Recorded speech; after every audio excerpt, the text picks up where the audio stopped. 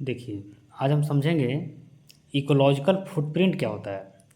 तो ecological footprint ये है कि हमारे पृथ्वी के पारिस्थितिक तंत्र पर जो मानवीय मांग है उसी को मापता है, उसी का एक मापक है। हम कह सकते हैं कि पृथ्वी के पारिस्थितिक तंत्र पर मानवीय मांग का एक मापक है।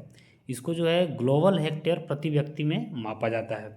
जैसे हम एज्यूम करें कि पृथ्वी का जो इकोलॉजिकल फुटप्रिंट है वो 2.8 ग्लोबल हेक्टेयर प्रति व्यक्ति है।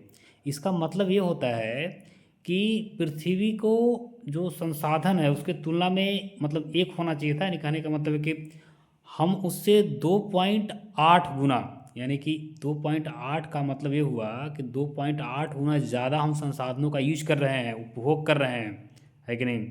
इसी प्रकार से एक और टर्न है बायोलॉजिकल कैपेसिटी का।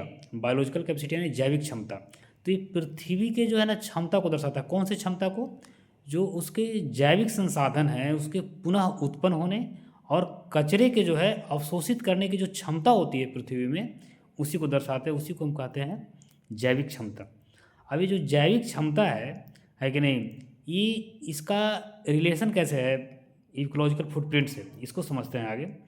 जैसे हम उपभोग को अगर बढ़ाते हैं, हमारा उपभोग बढ़ता है, तो उपभोग बढ़ेगा तो जाहिर सी बात है इकोलॉजिकल फुटप्रिंट यानी मांग बढ़ गया, है कि नहीं।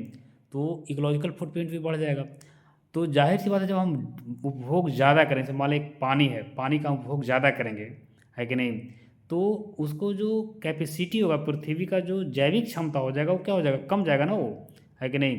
तो इस स्थिति में पृथ्वी का जो जैविक क्षमता होता है यानी बायोलॉजिकल कैपेसिटी जो होता है कम जाता है। हम इसको उदाहरण से समझते हैं, डेटा से समझते हैं। जैसे पृथ्वी का जो इकोलॉजिकल फुटप्रिंट है वो 2.8 है कि नहीं। भारत के संदर्भ में कहें तो भारत का जो इकोलॉजिकल फुटप्रिंट है वो 1.12 है।